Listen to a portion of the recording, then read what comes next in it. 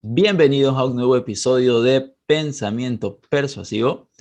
Estoy muy contento hoy, primero por nuestro invitado, porque Egoitz Alonso nos va a hablar acerca de...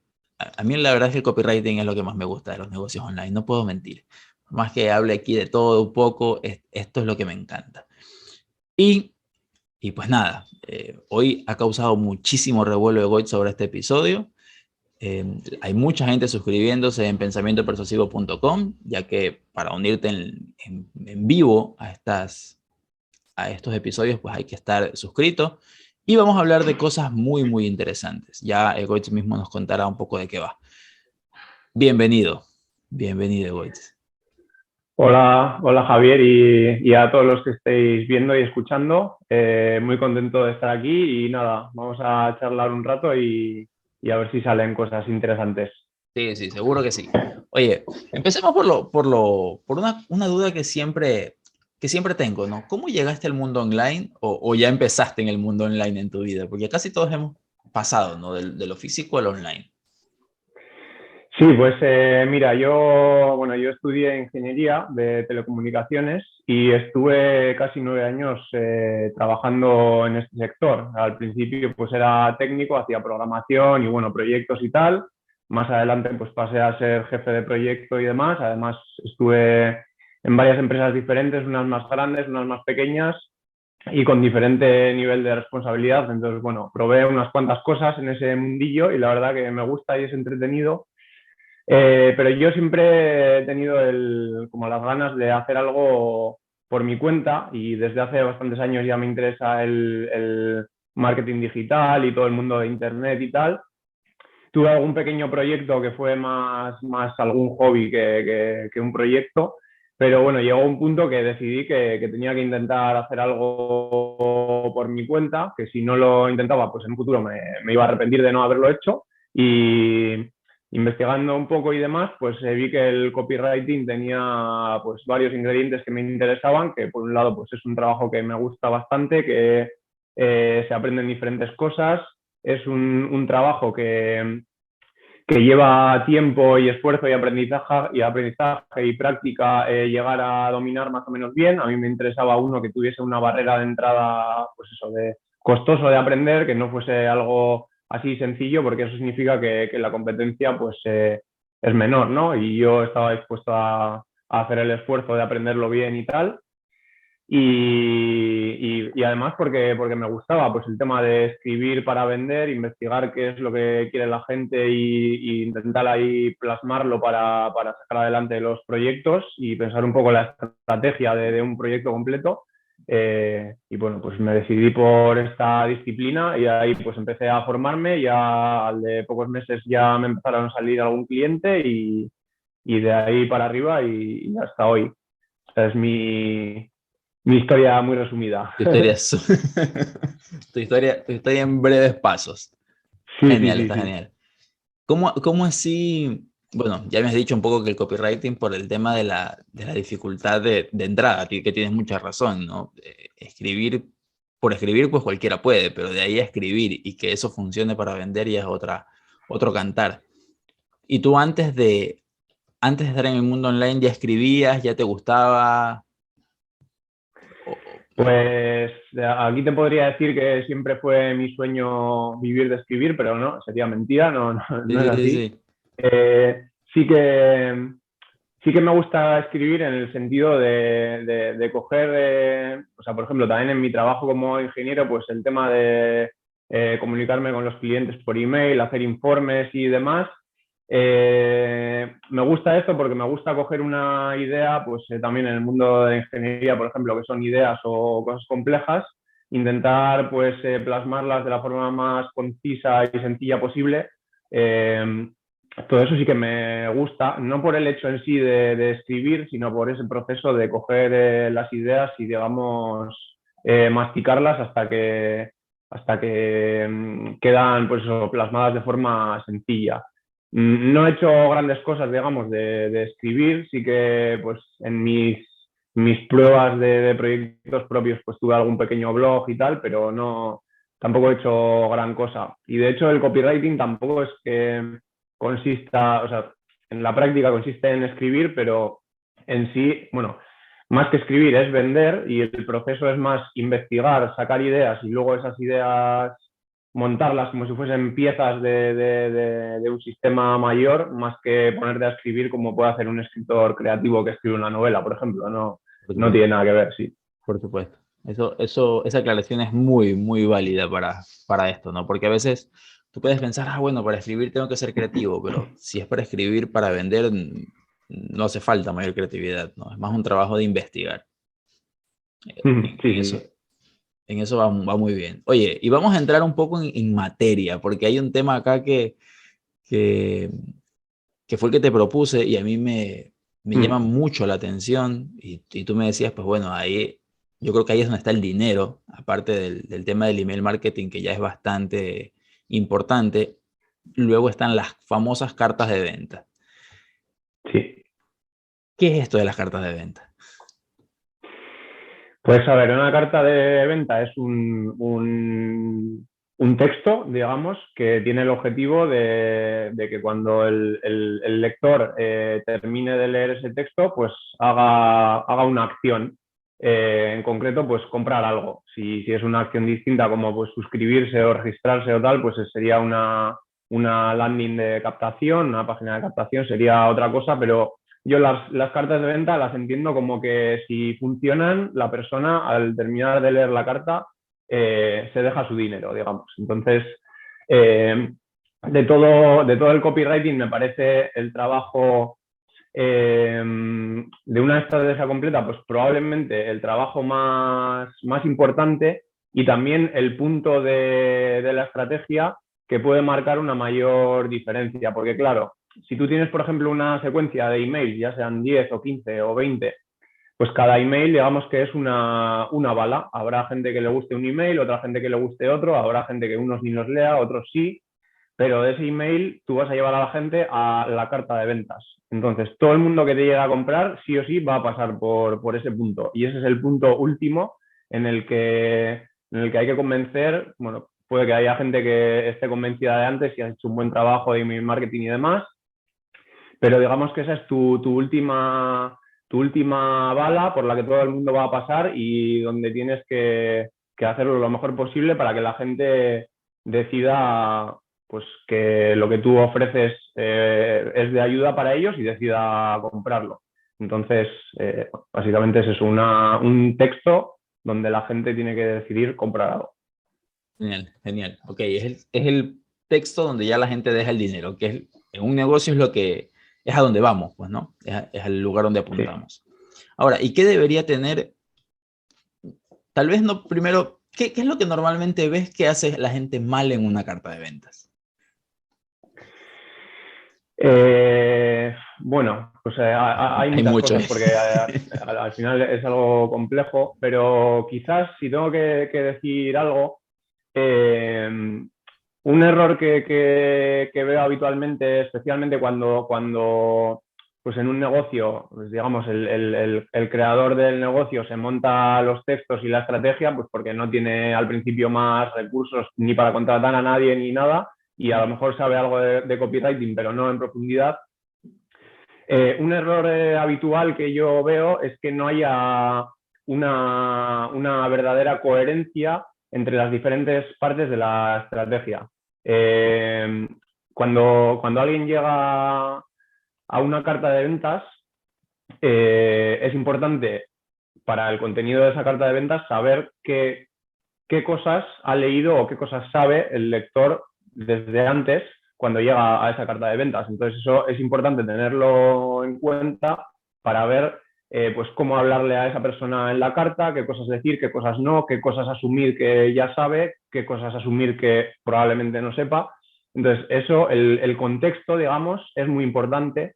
Luego hay otras muchas cosas, pero ese quizá es un error bastante fácil de que se cometa por alguien que a lo mejor pues no se dedica mucho a todo este tema y que puede tener pues unas consecuencias bastante grandes de que pues si la gente nota que lo que está leyendo no le está hablando a él, no se dirige a su nivel de conocimiento sobre el tema y demás, pues es difícil así que alguien decida comprar.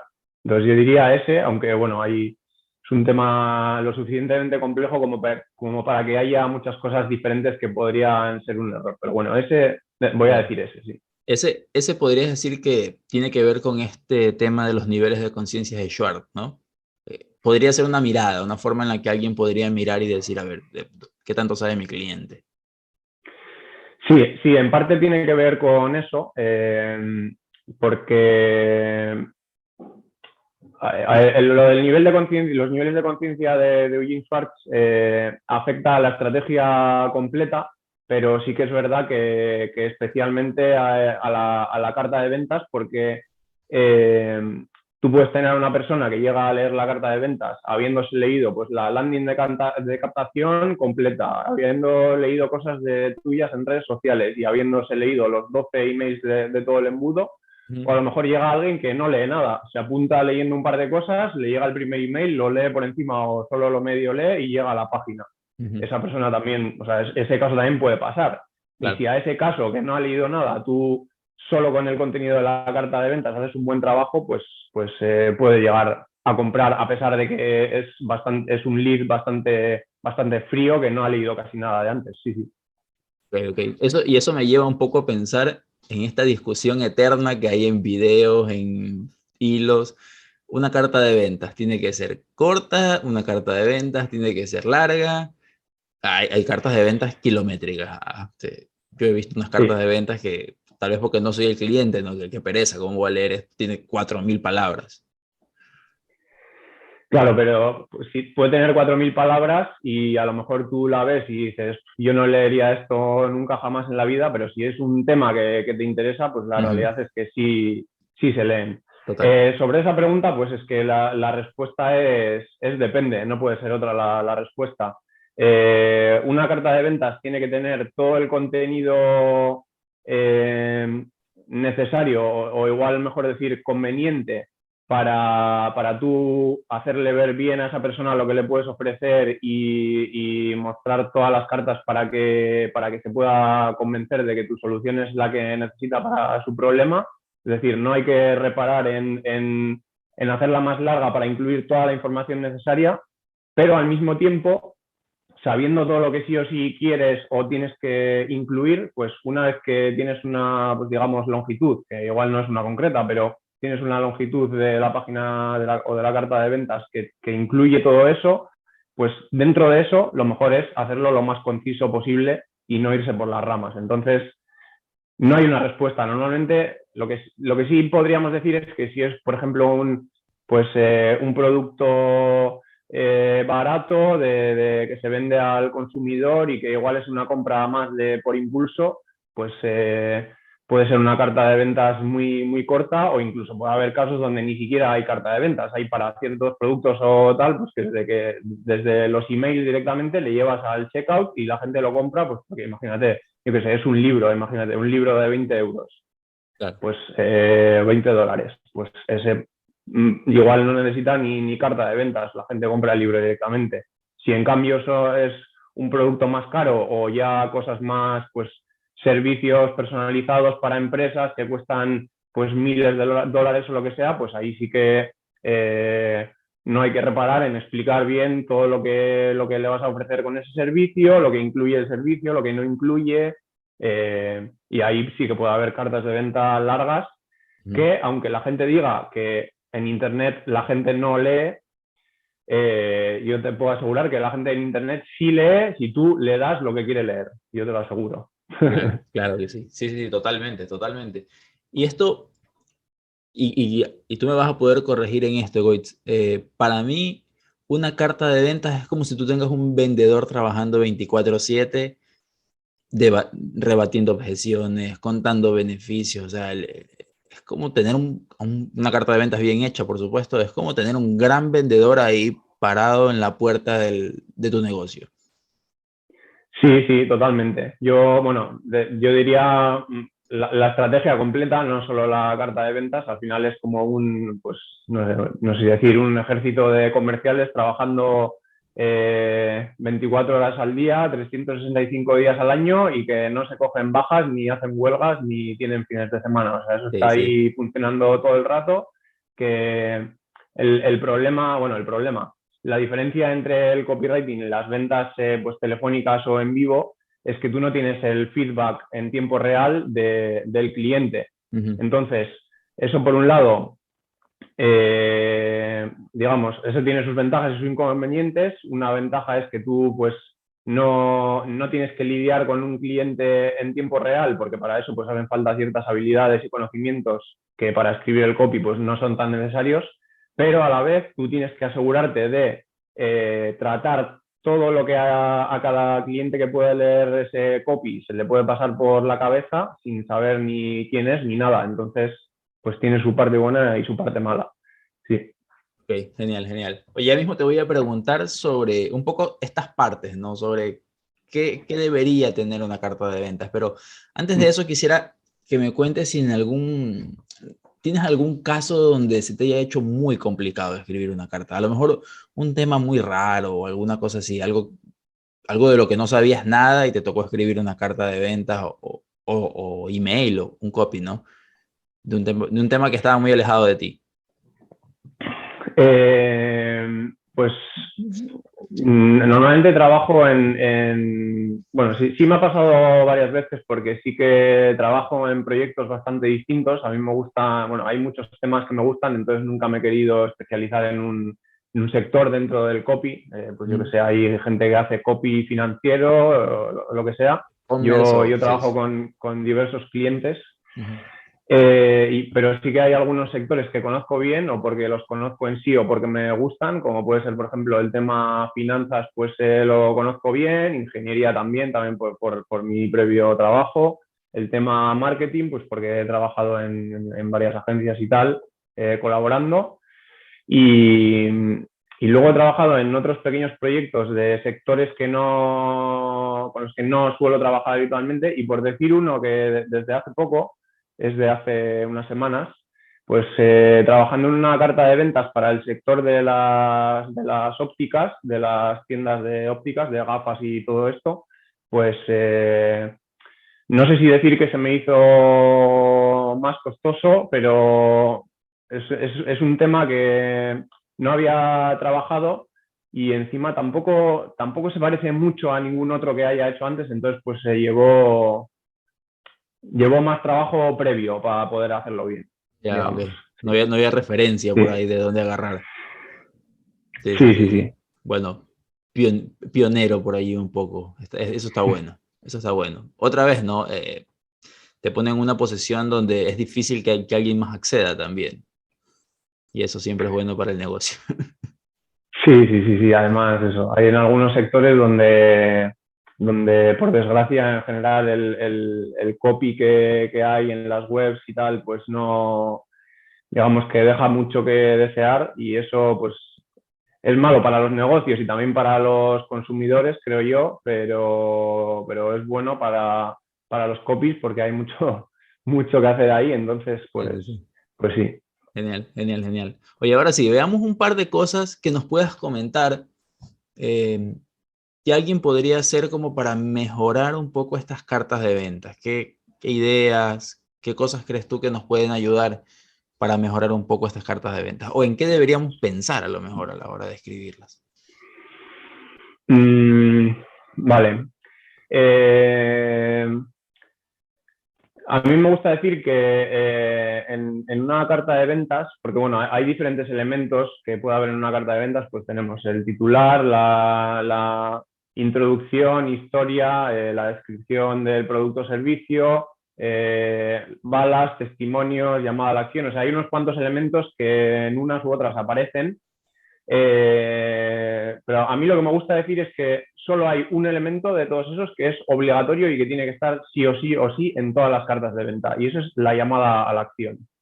Si no hay llamada a la acción, no sé qué es eso, pero no es una carta de ventas. Entonces, para mí ese es el único. Hay quien te podrá decir, y el titular tendrá que haber siempre un titular. Pues yo te digo que no, porque he visto, en concreto tengo ahora en la memoria una carta de ventas que funcionaba, bueno, no conozco los números, pero esa carta de ventas sé que vende. Y no había titular, tú abrías la carta de ventas y ahí directamente empezaba un texto que la primera frase ya no es que no tuviese el formato de titular y tenía letra tamaño normal, sino que la propia frase no tenía pinta de titular, simplemente empezaba ahí a hablar. Okay, okay. Y esa carta de ventas sé quién la ha escrito, sé que sabe lo que está haciendo y Ujú. yo digo que el titular va a existir en el 99,9% de las cartas de venta, pero no es obligatorio. Lo único obligatorio es la llamada a la acción. Bien, genial. Eh, Sobre la pregunta que me haces, bueno, eso es como una máxima que significa dos cosas. Por un lado, que llamada a la acción tiene que haber sí o sí y que todo lo demás pues está muy abierto, depende mucho de cada caso. Y eh, es difícil responder de una forma genérica a la pregunta que me haces porque es muy dependiente Del de sector cada y del caso. producto, claro. Y eso es.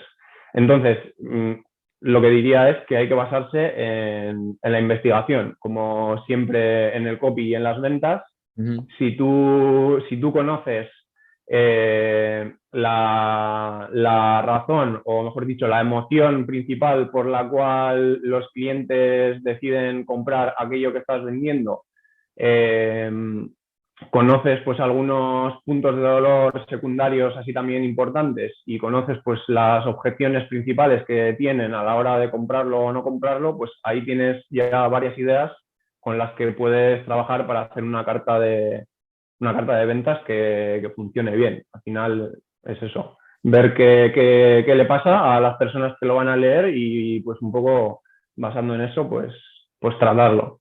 Claro. Hay algunas personas que apuntan mucho por hacer storytelling en las cartas de ventas, otras personas que Mm. apuntan por vamos directo a los beneficios. ¿Cuál es tu estilo? ¿Por dónde vas tú? ¿Hay alguna especie de firma de Goitz que si yo me pongo a ver cartas de venta por internet podría decir, ah, esta la hizo Goitz o no? ¿Tú qué crees? No, yo creo que no, porque no. O sea, tú sí que podrías reconocer un email mío, o sea, a ti te llega un email de que te lo envía un anónimo y tal, y si lees Ujú. los emails de mi lista y lees ese email, seguramente dices, hostia, esto lo habrá escrito hoy, si dice las Claro, mismas palabras y las mismas chorradas que dice él. Eso claro. sí, pero cartas de venta bueno, yo también hago las mías de mi propio negocio, claro, pero para clientes yo me adapto de una forma bastante grande a cada cliente, incluso en la estructura de las cartas de venta y demás. Yo sí que tengo mis preferencias de estilos y tal. O sea, a mí me gustan más las cartas de venta que parecen menos un anuncio y más una carta, es decir, más texto y menos pues diseño, fotos, vídeos y tal, que no me parece mal que lo haya y a veces tiene sentido, pero sí que tiendo a ese estilo, a simplificarlo, pero vamos, he hecho cartas de venta que tienen pues bastante diseño, que tienen fotos, vídeos, muchos, pues yo qué sé, los beneficios colocados así en tres columnas, con más diseño y tal. No, o sea, no creo que puedas reconocer una mía, no hay un patrón, porque me adapto a cada caso. Genial, genial, genial. Pero bueno, me parece una gran habilidad justo eso, ¿no? El poder ir moviéndote dependiendo de lo que cada sector y cada cliente pues, requiera. Espectacular. ¿Qué más? Sí. Algo más que se me ocurre y que pasa mucho como un error en las cartas de venta es este tema de los beneficios, el mostrar los beneficios, ¿no? Como que el explicar un beneficio. Usualmente el que no sabe mucho de copy termina escribiendo siempre características de sus productos. ¿Tienes algún Mm. consejo que tú nos puedas dar para mejorar un poco eso? Yo sé que a veces lo pensamos y es como, a ver, tengo que mostrar el beneficio. Leí por ahí en ventas o lo vi en copywriting, hay que mostrar beneficios, pero a la final termino diciendo, y mi curso dura 5 horas, qué sé yo. Sí, sí, a ver, eso es un tema y a mí me parece algo importante y como con todo tiene sus matices, porque sí que hay con ciertas cosas que a lo mejor tiene sentido decir directamente características, porque claro, con esto de hay que decir beneficios y no características, pues es la típica frase que se dice y que tiene mucha razón, pero también hace que yo veo muchos copies que nunca jamás dicen una característica y de hecho ven en una carta de ventas a lo mejor una característica pura y dura y piensan que eso está mal. Y no tiene por qué. Hay gente, por ejemplo, yo qué sé, gente que compra móviles, smartphones de alta gama. Pues a lo mejor a esa persona le dices cámara de 300 millones de megapíxeles y solo esa característica a esa persona le atrae y quiere una cámara con la mayor cantidad posible de megapíxeles. No le hace falta que le digas vas a hacer fotos espectaculares y tal, porque sabe qué número de megapíxeles está bien, qué número está muy bien y qué número es la mejor cámara que existe. Y entonces tú si le das ese número, le va a traer un montón. Entonces hay casos en los que tiene sentido poner características. Esto era simplemente un apunte para decir que en marketing, copywriting y tal, hay pocas cosas que sean sí o sí, que sean máximas que no te puedas saltar nunca. Genial. Dicho esto, sí que en general lo que pasa es que la gente tira mucho de características cuando sería mucho mejor tirar de beneficios. Por ejemplo, eh, pues una silla de bebés para el coche, ¿no? Por ejemplo, tú ahí puedes decir que, pues yo qué sé, el cinturón de seguridad para el bebé pues tiene un nivel de seguridad y un agarre que no se va a soltar ese cinturón con, pues yo qué sé, puedes poner ahí un número basado en un estándar de seguridad y decir seguridad no sé qué con este nivel, tal. Eso sería una característica. Pero eso, pues eso no es como de los píxeles de una cámara. Eso lo ve un padre y dice, pues a mí me da igual el estándar que sea y tal, yo quiero que mi hijo vaya seguro. Entonces ahí es mejor decir, el cinturón actual que da una mayor seguridad a tu hijo cuando viaja en coche. Eso ya está mejor que lo anterior. Y ya si dices algo que la persona puede visualizar en su mente, no solo entender, sino visualizarlo, pues es todavía mejor. En este caso, a lo mejor es algo pues demasiado agresivo de, digamos, decir algo gráfico como, pues gracias a este cinturón, tu bebé no saldrá disparado por la ventanilla, por la luna del coche o algo así. Eso puede ser excesivo y que cause rechazo en este caso concreto, pero hay con otras cosas que no son de, digamos, de vida o muerte, que si pones un ejemplo pues de un caso que puede pasar y le cuentas una breve historia o un breve ejemplo de una frase diciendo algo que puede pasar y que la persona lo visualiza, pues en este caso, y exagerando, pues si visualizas a tu hijo saliendo por la ventana del coche disparado, pues eso impacta más que decir el cinturón es súper seguro. Entonces, yo lo veo en como mínimo tres niveles. Uno es la característica, otra es decir, el beneficio, pero pues decirlo de una forma directa, digamos, pues es un cinturón súper seguro. Y otro es hacer ver a la persona el beneficio mediante pues una imagen, un ejemplo, algo así. Así es como la gente lo visualiza mejor, lo siente más y lo recuerda más. Y al final la gente decide comprar por emociones. Luego igual justifica la compra y se acaba convenciendo pues con razones objetivas de pues, con el precio, esta característica o esta otra, pero la decisión original es por emociones. Entonces, ese tipo de beneficios así dichos sirven para eso y a mí es la forma en la que me gusta hacerlos. Genial, qué espectacular, qué espectacular. Me encanta cómo piensas porque hay mucha gente que es como muy de reglas, ¿no? Como esto es solo así o esto es solo así, si es de otra forma, está mal. Y, y bueno, sí, usando un poco de inteligencia todo es viable, ¿no? Eh, Sí. y esto me trae a la mente algo que te quiero preguntar porque también tiene muchas reglas, que es, ¿cuál es la conversión que uno debería esperar de una página de ventas? Que usualmente, no sé si tú tienes que haberlo visto más que yo, que el embudo, ¿no? Que entra el tanto, que compra el 1%, que el no sé qué. Sí, pues, de nuevo es que esta pregunta pues digamos que es prácticamente imposible de responder, ¿no? Porque si Claro, depende de tantos factores, porque claro, no es lo mismo una carta de ventas de un producto de 20 euros que uno de 800. total. O una carta de ventas que va a ver una persona, imagínate, en un lanzamiento, ¿no? Una persona ve un anuncio en Google, lo pulsa, se registra con su email, recibe 2 o 3 emails en los días siguientes y en el cuarto día, después de haber visto el anuncio, que 4 días antes no sabía ni que este negocio existía, Ujú. se planta en esa carta de ventas donde le van a vender un producto, pues imagínate, de 500 euros o dólares. Y tú conoces el negocio desde hace 4 días. Si en cambio, mismo producto, incluso misma o muy parecida carta de ventas, la lanzas a una lista de suscriptores de email que tiene, pues imagínate, 5.000 suscriptores desde hace semanas o meses que ya te conocen bien, saben lo que vendes, incluso parte de ellos han comprado otros productos tuyos o otros servicios, han escuchado entrevistas tuyas, lo conocen más, pues ahí es mucho más probable que haya una conversión más alta. Decir un porcentaje concreto, pues, o sea, sí, pues se habla de 1%, 3%, 5%, depende, pero es que depende de tantos factores que basarte en eso no creo que sea bueno. Es también es por la misma razón que a mí, que yo nunca doy mi portfolio cuando un posible nuevo cliente me lo pide, porque le digo, es que lo que te enseñe no te aporta nada, porque el trabajo que voy a hacer contigo es totalmente diferente y adaptado a tu caso. Entonces no sirve como referencia.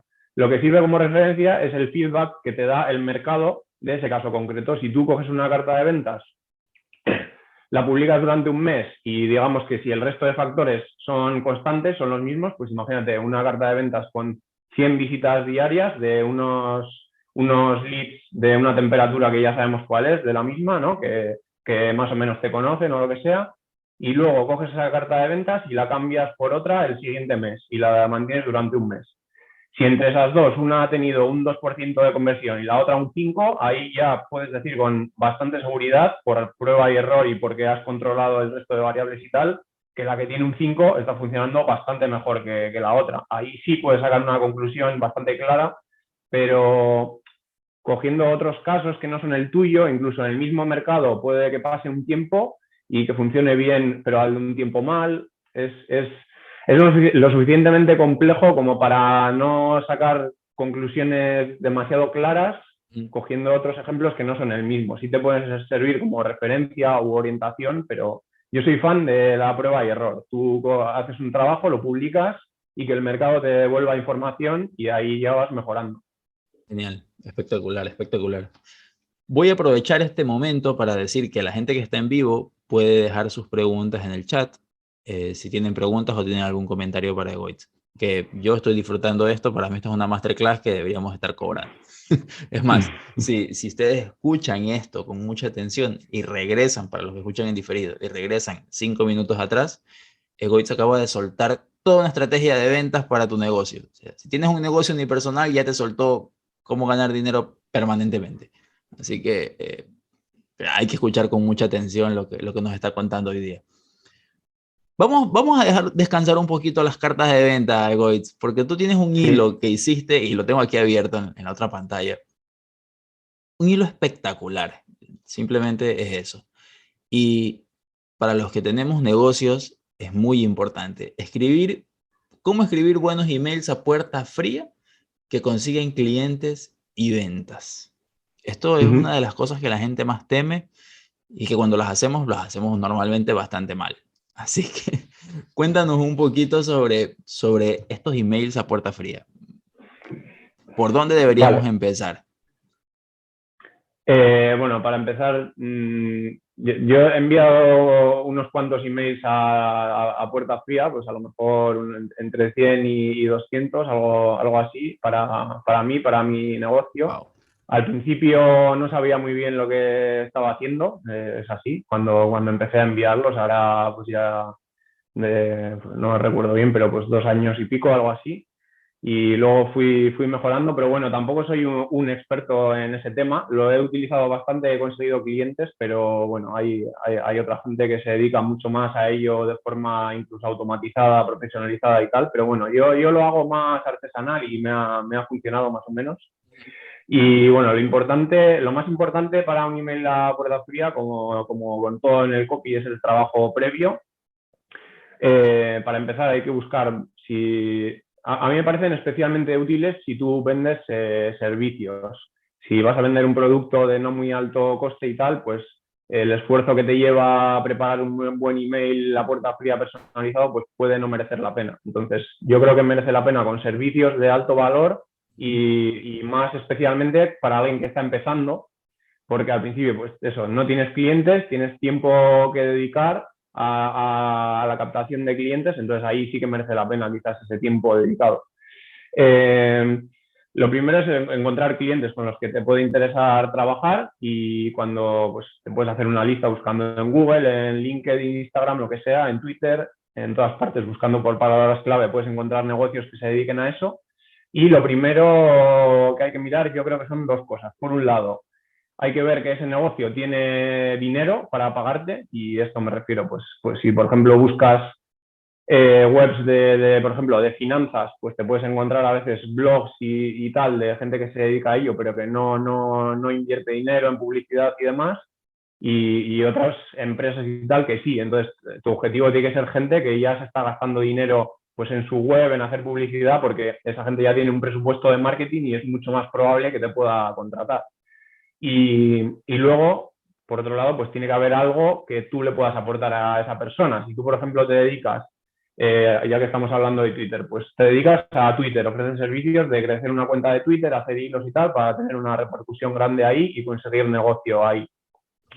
Si tú entras en su cuenta de Twitter, ves que tiene cientos de miles de seguidores, que publica todos los días, que tiene un montón de interacción y tal, o sea que ya tiene algo potente ahí en Twitter, pues igual no le vas a poder aportar nada. Pues a ese ni le escribas. A otro, si ves que está ahí flojeando y se te ocurren así rápido un montón de cosas que podrías hacer, pues dices, vale, con ese podría trabajar, a ese le puedo ayudar, de verdad. Entonces, esos dos filtros, uno, que pueda pagar y dos, que le puedas ayudar, son importantes y tiene que ser lo primero. Eh, Luego, ver a qué persona, si es un negocio de varias personas, ver a qué persona le tienes que escribir. Si va a ser un tema, por ejemplo, siguiendo con el ejemplo de Twitter, pues tendrá que ser el director de marketing o lo que sea en la empresa que sea, pues intentar escribir a esa persona si consigues su email y no al típico email genérico este de info arroba no sé qué o contacto arroba no sé qué, eso va a poder ser. De hecho, yo creo que es preferible, si no consigues el email de la persona a la que quieres escribir, escribirle, por ejemplo, por LinkedIn un mensaje privado en lugar de un email, antes que enviar un email, pero a una cuenta de estas genéricas de info en lugar de a la persona. Y nada, y luego ya sería escribir el email y enviarlo, aunque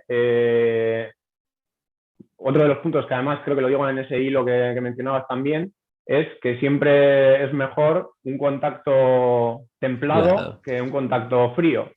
Entonces, si a esa persona tú antes de escribirle ese email contactas con ella pues por redes sociales, tampoco hace falta un contacto directo, pero pues imagínate, si está en redes sociales o en LinkedIn y suele publicar cosas, pues le respondes le pones un comentario en una de esas publicaciones, al de una semana a otro y al de otra semana pues otros dos comentarios. Ahí en un lapso de 2 o 3 semanas ha visto varios comentarios tuyos, entonces si tú una semana o así después le escribes, ya le vas a sonar, cuando vea el nombre del remitente, pues le vas a sonar y es más probable que abra el email. Ya deja de ser frío y es por lo menos fresco o incluso templado, ¿no? La temperatura Muy, muy, del email, muy, por así decirlo. muy Cialdini, Goetz.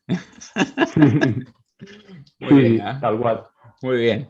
Oye, por acá tienes algunas recomendaciones que me parecen interesantes a mí sobre el asunto. ¿Cómo uno debería escribir un asunto de email a puerta fría, sobre todo?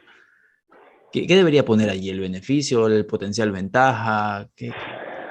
Hay ¿Cómo lo ves tú? diferentes, hay diferentes formas y Y bueno, lo primero, y aunque parezca una obviedad, lo que hay que tener aquí claro es que el objetivo es que esa persona abra el email, el único objetivo, porque si dices, vale, no voy a ser muy agresivo, no voy a decir no sé qué cosa, vale, pues eso puede estar bien, pero si no abre tu email, el email no vale para nada. Y encima es un email en frío a una persona concreta. Si no lo abre, pues todo el trabajo que te haya llevado media hora o una hora en total, lo que sea, te va a la basura. Entonces, el objetivo es que lo abra.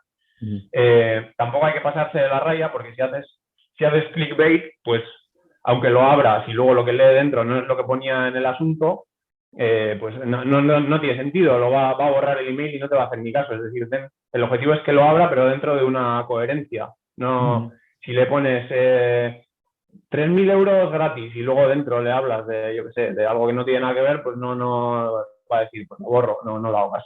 Dentro de eso, pues es que hay muchas formas, yo qué sé, un email sin asunto, por ejemplo, lo envías sin asunto y ese ya llama la atención. O decir algo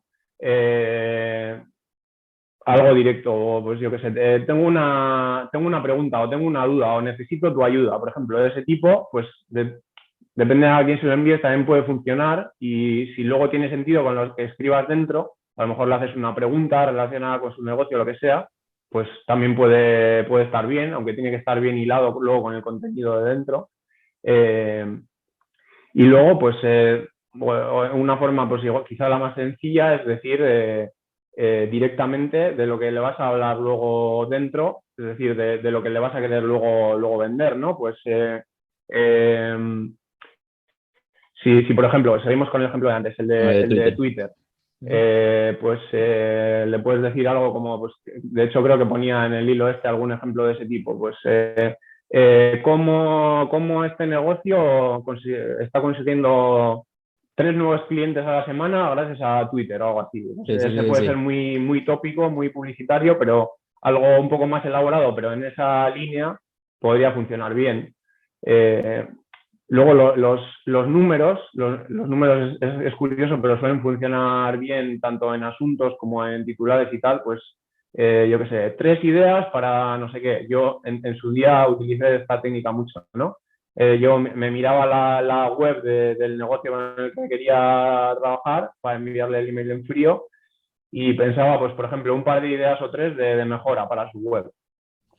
Y entonces yo pues envié unos cuantos así, ponía pues 3 ideas para aumentar la conversión de tu carta de ventas, por ejemplo. Y ese llama la atención por el número y luego la idea en sí pues de mejorar la conversión también. Entonces ese me funcionaba bien, de hecho tenía una tasa de respuestas bastante alta. Luego, evidentemente, pues de que te respondan a que te contraten, pues hay una diferencia, pero bueno, por lo menos te responden, eso ya es un primer paso. Hay otras maneras, es un mundo lo de los asuntos, especialmente cuando el email es a puerta fría, pero bueno, eso, llamar la atención y que lo abran sin decir algo que no sea coherente con lo que luego dice el email, vamos. Claro, ok, genial, espectacular. Aquí hay, para que luego va a estar acá, van a encontrar en el enlace donde seguir a Egoitz en Twitter, porque pues, es un hilo súper detallado. Aquí también pues, lo he desmenuzado un poco más, pero hay cositas que vale la pena tenerlas allí, casi que como una libreta de apuntes, ¿no? Así que está espectacular eso Egoitz. Bueno, ok, entonces, vamos a ir.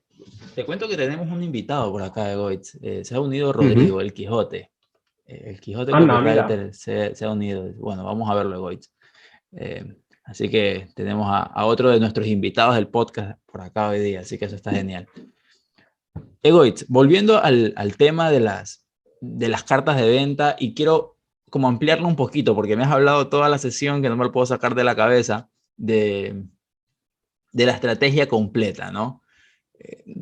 Me has venido hablando incluso desde los anuncios hasta llegar a una página de captación, hasta llegar al email. ¿Puedes explicarlo un poquito por encima, pero puedes contarnos un poquito cómo es esta estrategia? ¿Y a quién, o sea, a qué tipo de público consideras que le viene bien? Depende, normalmente, bueno, para elegir una estrategia también hay que pensar cuáles son tus objetivos. Yo, por ejemplo, hasta ahora en mi negocio no he utilizado publicidad, nunca. Yo lo veo apropiado para lanzamientos, a no ser que ya tengas un público, digamos, una buena cantidad de audiencia en tu Audiencia. negocio, pues para un lanzamiento pues está bien, te montas la estrategia completa de pues anuncios en, pues ya sea en Facebook, Instagram, Google, lo que corresponda con tu público, de ahí los llevas a una landing de captación donde intentas conseguir su email, ya sea ofreciéndole un regalo, pues eso es lo típico, un ebook, un audio explicando no sé qué, una plantilla o una hoja de trabajo para hacer, pues depende de lo de qué proyecto sea, pues hay diferentes cosas que pueden estar mejor o peor, ¿no? Luego, pues le metes en una secuencia de emails donde le intentas pues aportar valor, ya sea entretenimiento, cosas útiles para lo que le interesa y tal, y de ahí pues le puedes llevar pues en una estrategia directamente para llevarle a una carta de ventas, puede ser un lanzamiento tipo webinar, donde tienes una secuencia de email donde les vas calentando para que vayan al webinar, luego está el propio webinar, luego hay unos emails post-webinar donde la gente que no haya comprado, que será la mayoría durante el propio webinar, pues le intentas convencer de que compre. Hay diferentes estrategias y claro, para cada caso, bueno, puede haber varias apropiadas para un mismo caso, puede funcionar una a lo mejor que al principio no te esperas, puede funcionar mejor que otra, pero lo de los anuncios, lo de la publicidad de pago, yo lo veo más o para lanzamientos o si quieres crear una lista de correos, digamos, de forma rápida, en poco tiempo, porque necesitas vender servicios cuanto antes o lo que sea. Ya te digo, yo en mi negocio hasta ahora no he utilizado publicidad porque lo he ido haciendo crecer poco a poco, la lista de emails y tal, y porque desde el principio no tenía una urgencia, es decir, yo ya con mis emails a puerta fría y luego ya el boca a boca, pues ya tengo mis clientes de servicios, entonces no tengo una urgencia, o sea, no, aunque hubiese tardado más en llegar a la cantidad de gente que tengo ahora en mi lista, pues no me iba a quedar sin comer ni sin techo, Claro. entonces no tenía esa urgencia, ¿no? Sí, sí, sí. Y eso, o sea, depende de los objetivos, del contexto y tal. Total, Sí. total. ¿Cuántos emails estás mandando por semana a tu lista de Goits? Yo ¿Eres de envío los muchísimos uno todos los o días. también Uno diario? al día, uno al día. Todos los días a las 5:15, hora de Madrid, todos mis suscriptores reciben un pequeño email. Yo suelo ser breve, cuento pues igual alguna anécdota o algo que yo creo que puede tener una pequeña lección de marketing o de ventas que pueda ser útil y al final pues promociono hasta ahora mis servicios y pronto mis productos también, que hay cositas ahí en el horno. Pero sí, Espectacular. todos los días hay algo. La gente me responde y me dice que se ríe mucho y tal, porque yo, pues cuando hablo de un tema que me enfado, suelto palabrotas, yo escribo, parece que en lugar de estar escribiendo, que estoy ahí tomándome una caña contigo en un bar y estoy ahí Perfecto. hablando, criticando cosas y tal. Perfecto. ¿Cuál es tu web? Aprovechando que ya estamos en la hora del spam de valor, ¿cuál es tu web? Vale, pues spam de valor, mi web es cosasdevender.com, ahí podéis ver, creo que la cambiaré próximamente, pero ahora mismo es una web ahí que está basada en Los Simpson, que bueno, que está curiosa, a la gente le suele gustar, Mm. y ahí hay un regalillo también relacionado con Los Simpson que la gente que se suscriba, pues se lo regalo. Ese y otro sorpresa que quien no se suscriba pues no sabrá cuál es. Espectacular, espectacular. ¿Y cómo es tu usuario es igual en Twitter, ¿no? ¿Cosas de vender también? Cosas de vender es el usuario de Twitter, sí. Sí, sí, sí. Aquí el público a veces me dice, pero Twitter, ¿quién está en Twitter? Si no hay nadie.